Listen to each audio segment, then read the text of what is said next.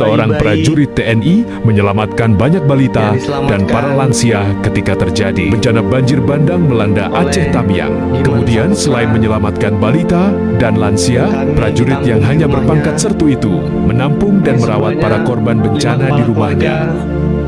Dan ditolong dia 1 harian. Disitulah saya bawa itu ban itu sama pelampung terjun ke situ, ke warga kita yang terjebak banjir di atas seng tuh, bawa ban tuh bolak balik satu-satu.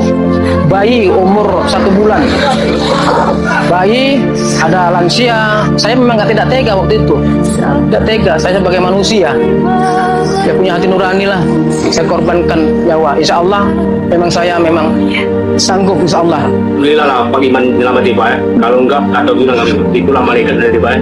Itu mana? Ya, memang makasih banyak kami. Karena balas kami Pak ya, kebaikan Pak Iman ya.